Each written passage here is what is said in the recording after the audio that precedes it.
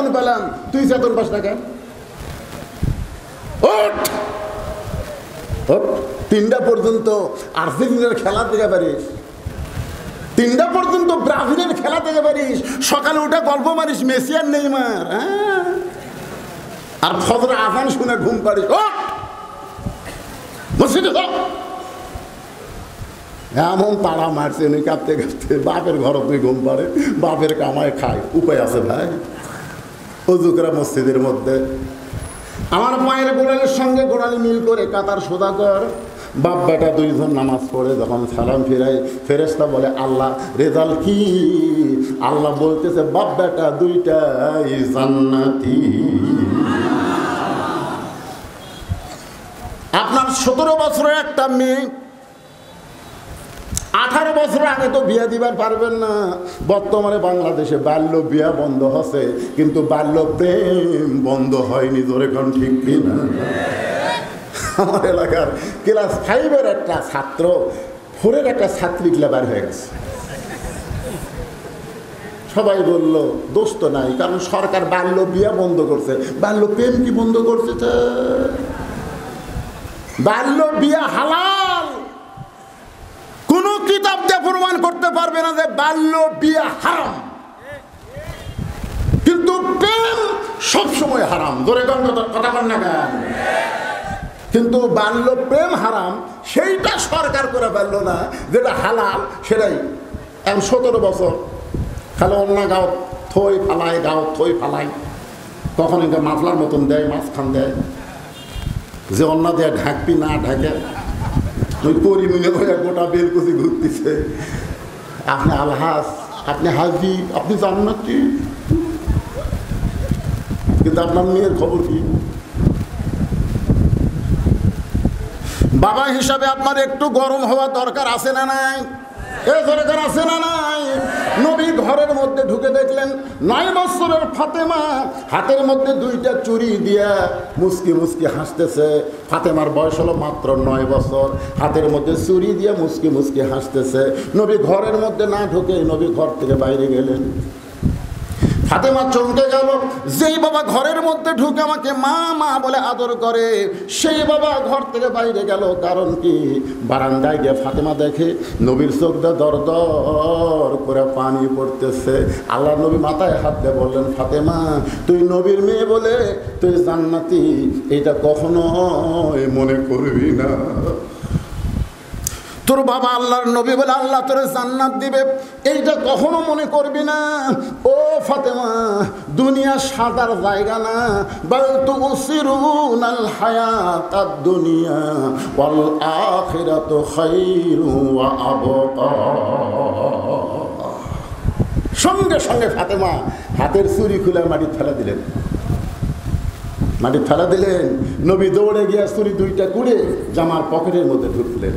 ফাতেমা বলতেছেন, বাবা যেই চুরি হাতত দেওয়ার কারণে আপনি ঘর থেকে বার হয়ে বারান্দাত কাঁদলেন, আর সেই চুরি ফেলে দিলেন, আপনি কুড়া পকেটে ঢুকালেন। আল্লাহ রাসূল বলে, ফাতেমা তুই খুব মন খারাপ করেছিস, আয়। এ বেলুন আলা কোন পার্টি রে? এটা কোন পার্টি বেলুন? না ভালো, ঠিক মতো চলে যাচ্ছে, সোজা মারছে, যা যা যা সোজা যা। এরা তো এই দিক থেকে ঢুকছে, এ ঢোকার সময় এরা কি করে না? শোনেন, সাইজের সময় সাইজ করা রাখবে। আপনার ছোট বাচ্চাকে যদি ভালো করবার চান তাহলে হাফিজি মাদ্রাসায় ভর্তি করে দেন, ভালো হবি না আর বাপ পর্যন্ত ভালো হবি। তোর কথা কম না কেন? আর বাপও ভালো হবি রে। ওই ছোট বাচ্চা বাড়িতে বাপের গেলে মুখ লাগে। আমার মাদ্রাসার এক ছেলে যার বাপের মুখ লাগে, বাপ কয় কি আছে বাবা মুখ লাড়িয়েছে? আব্বা আপনি মেয়ে মানুষের মতন দেখাল ভাই, মানে মার মুখও চা আপনার মুখও দেখ, মানে বাপের মুখও নেই, দাঁড়িয়েও নেই, ওর মায়েরও নেই, কেবল কায়দার থেকে আম পাড়া দিয়েছে। সেই ছেলে বাবক বলতেছে আপনিও তা মাও তাই। 1 মাস পরে দিকে ওর বাপর মুখর দাঁড়িয়ে দেখাতে ওই মাল আপনার মাদ্রাসায় দিচ্ছেন, আকডম বাকডম ঘোড়াডম সাথে ঢাক ঢললো, কি ঝাঁঝর বাদে বাঁচতে বাঁচতে চললে ঢুলি ঢুলি গেল কমলা ফুলি খাড়া হয়ে পেশাব করে, খাড়া হয়ে পেশাব করে, পেশাবটা 40 লাখে। কে রে বসবার পারিস না? কেমনে পেশাব করা লাগে তোর সার্থক শিখাইনি। ও তখন হাজার কাছে চাষা প্রাইমারি পেশাব করার যায় দিকে আমার সারই খাড়া হয়ে পেশাব করে, তুই মাল ভালো হবি। এই মাদ্রাসায় দেন পেশাব কেমনি করা লাগে, কেমনি পরিষ্কার হওয়া লাগে। রাসূল বলেছেন ওই ব্যক্তির কবরের সবচাইতে বেশি আযাব হবে যে পেশাব থেকে পবিত্র হয় না। সবাই ঠিক বললেন না, তার মানে কি মন খারাপ করতেছেন? আল্লাহ রাসূল বললেন ফাতেমা তুই কি কষ্ট পাইছিস মা, আয় তুই আমার কাছে আয়। যেই নবীর মেয়ে ফাতেমা নবীর কাছে গেছে, নবী ডান হাত কানা ধরে কারণ আপনার মেয়ে 5 বছর পর্যন্ত, কয় বছর? 5 বছর পর্যন্ত আপনি কপালত, নাকত, মুখত, থুতুত, বুকত যেটি খুশি সেটি চুমা খাবারবেন। কিন্তু যখনই 7 বছর পার হবি তখন আপনি কপালত, থুতুত, কপালত, থুতুত। হাসতেছেন কে? নিজের জন্ম তো বেটি হলো। ইসলাম কত সুন্দর। যেই 9 বছর হবে তখন আর কপালে তো দেওয়া জোরে কন কোন জায়গাত? শিখালাম কোন জায়গাত? হাতে। আল্লাহ নবী হাতে একটা চুম্বন দিয়ে বললেন ফাতেমা এই চুরি আমি যত্ন করে রাখা দিব মা। শুধু চুরি যত্ন করে রাখবো না, একদিন তোর নাকে নাক ফুল পরায় দিব, একদিন তোর কানে দুল পরায় দিব, একদিন তোমার গলা মালা পরায় দিব। ফাতেমা বলেন বাবা কবে?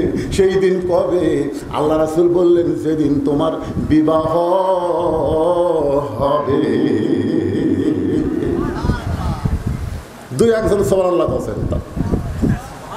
রাসূল বললেন ফাতেমা মেয়েরা যদি সাজতে হয় কেবলমাত্র এক ব্যক্তির জন্য সাজবে, সেই ব্যক্তি হলো তার স্বামী। স্বামী ছাড়া দেওয়ার জন্যে, দুলা ভাইয়ের জন্যে। জোরে বলেন, আরো জোরে। কারণ এই দুইটাই হলো মেয়ে মানুষ নষ্ট করার বড় জম। জম জম বোঝেন? আজরানি চাইতো খারাপ। একটা হলো দুলা ভাই আর একটা হলো দেওরা। যখন বড় ভাই মানুষের গেছে তখন দেওরা বিয়ে না করেই মনে হয় একটা ওভার ডিউটি পাচ্ছে। জোরে কোন কথা ঠিক কিনা? ভাবি ভাবি আপনার কি সাইজ ভাবি, মনে হয় আপনার বিয়েই হয়নি। শালার বড় ভাই অক্ষুয়া মানুষের গেছে, টাকা কামাই করে পাঠাচ্ছে আর ওই ফিল্ডিং মারতেছে ভাবির সাথে। আর বিয়ে দেওয়ার পরে অনেক দুলা ভাই যুবতী শালী যদি থাকে দেখবেন বইয়ের চাইতে শালীর জন্য বেশি জিনিস কিনে। কারণ কি করবে? ওভার ডিউটি মারবি। জোরেগণ কি মারবি? তাই মা বোনদেরকে আমি বলতেছি, মা অসংখ্য মা বোনেরা যখন পর্দায় আছেন, পুরুষ জাতের মধ্যে এই 2 দলকে আপনারা কাল সাপের মতন ভয় করবেন। একটা হলো দেওরা আর একটা হলো দুলা ভাই।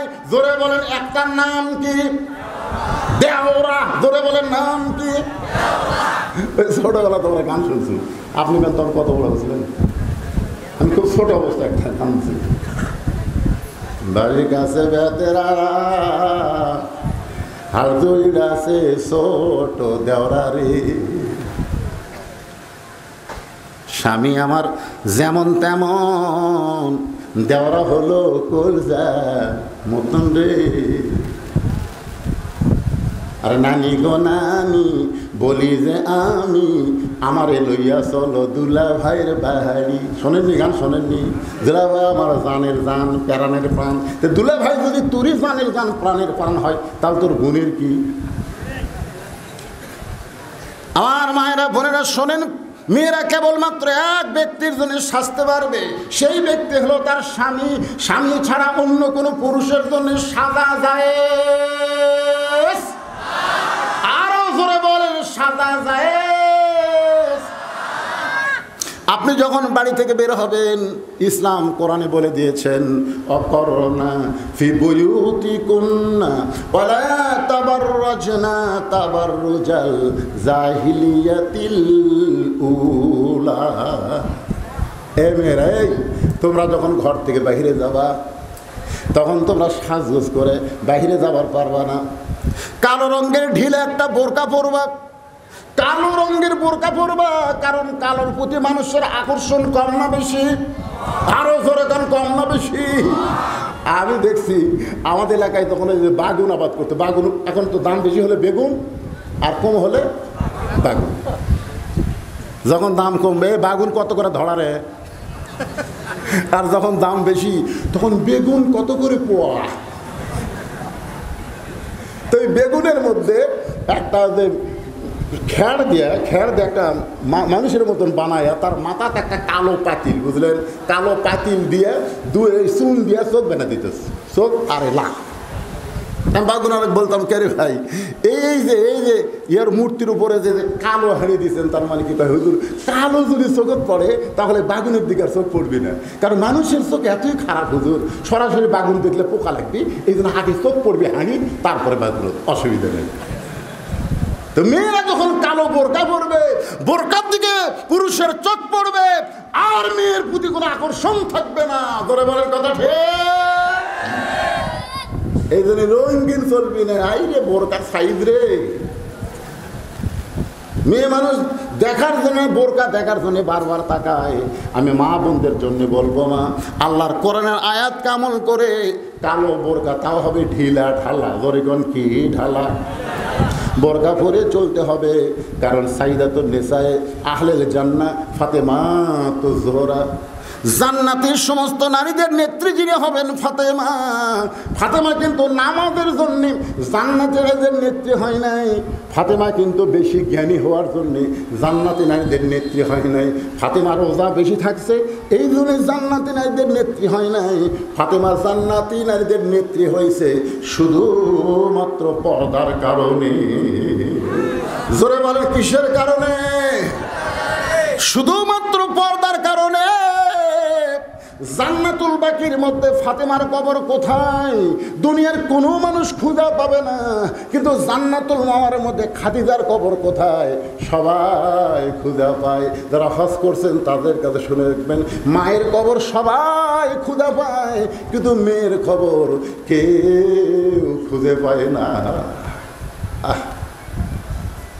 মা খাদিজার কবর সবাই খোঁজে, জান্নাতুল মাওয়ার মধ্যে সবাই জিয়ারত করে, কিন্তু জান্নাতুল বাকি মদিনায় ফাতেমার কবর কোন জায়গায় কেউ জানে না। মদিনারও কেউ জানে না রে, মদিনারও কেউ জানে না।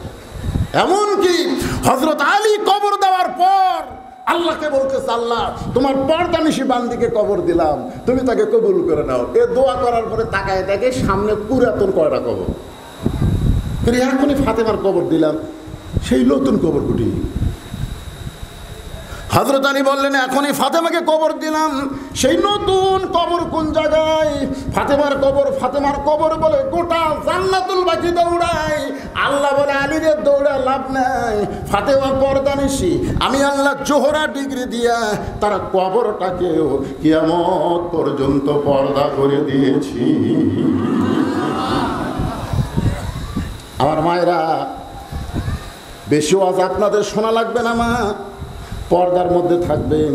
পর্দার মধ্যে যখন মেয়েরা থাকবে, ওই মেয়েদের হাতের মধ্যে আল্লাহ তাআলা বরকত দিয়ে দিবে। সুবহানাল্লাহ।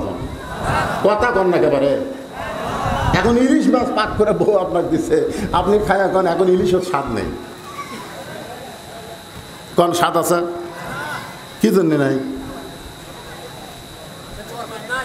কি জন্য নাই?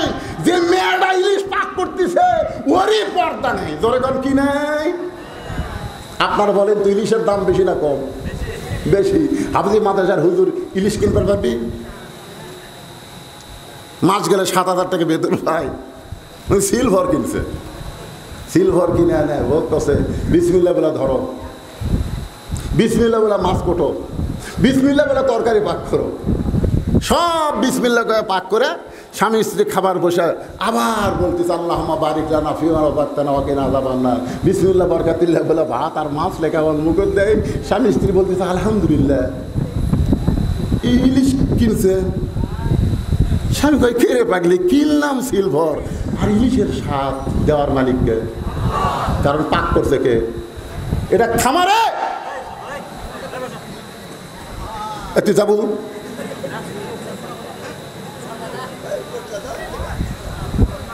শোনেন, সিলভার মাছ পাক করছে হলো পর্দা নিশে হাফেজের বউ, আর প্রাইমারি মাছ গেলে 50,000 টাকা বেতন পায়। 1800 টাকা কেজি ইলিশ কিনছে, 1800 টাকা বউরে দিছে। বউ আরো 2-4 জন কষে, আজগা সাহেব ইলিশ আনছে, তোরা কিনবে পারিস?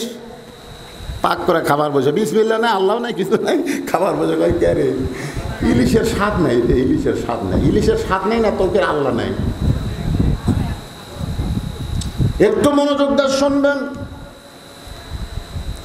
আবু বকর বললেন, ওমর সব সময় নরম থাকা যাবে না, মাঝে মধ্যে গরম হওয়া লাগবে। ওমর ফারুক বললেন, গরম হওয়ার কারণ কি? আবু বকর বললেন, ওমর তুমি যে 2টা সন্তানকে বেয়াদব বলতেছ, যে 2টা সন্তানকে তুমি বললে বেয়াদব, ধরে কোন কি বলছে?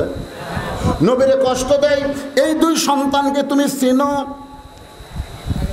মারাত্মক কথা। আবু বকর যদি বলতেন, ওমর এই 2 সন্তানকে তুমি জানো, তাহলে উত্তর দেওয়া সহজ হইতো, কিন্তু আবু বকর বললেন, ওমর এই 2টা সন্তানকে তুমি চিনো?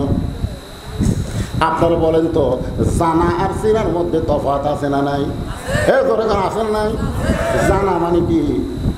জানা মানে এই যে কোরআন শরীফ পৃথিবীর শ্রেষ্ঠ কিতাব, আপনারা জানেন? জানেন না? জানেন না? কোরআন পৃথিবীর শ্রেষ্ঠ কিতাব, আপনারা কি চিনেন? স্বাধীনতার পর আমার বয়স, আমি মুজিবের শাসন দেখছি, আমি নিজেই শেখ মুজিবের শাসন দেখছি। 75 সালে শেখ মুজিবর সপরিবারে যখন নিহত হলো, তারপরে কিছুদিন অল্প সময়ের মধ্যে মোস্তাক আর সাইন 2 জন শাসন করছে, যখন ঠিক কিনা ভাই। তারপরে দেখলাম মেজর জিয়ার শাসন। অল্প দিন শাসন করলে কি হবে? জিয়াউর রহমান যে শাসনটা করছে, ওই শাসনটা অত্যন্ত ভালো ছিল। তখনকার অনেক আলেমরা জিয়াউর রহমানকে হযরত ওমর ফারুকের মতো মনে করত। তাহলে কি বুঝলেন? জাতির পিতা শেখ মুজিবের শাসন দেখলাম, জাতির ঘোষকের শাসন দেখলাম, জিয়া হলো জাতির ঘোষক, জাতির ঘোষকের শাসন দেখলাম। তারপরে দেখলাম মফিজ এলাকার, কোন এলাকা? মফিজ এলাকার এরশাদ চাচা 9 বছর দেশ শাসন করলো।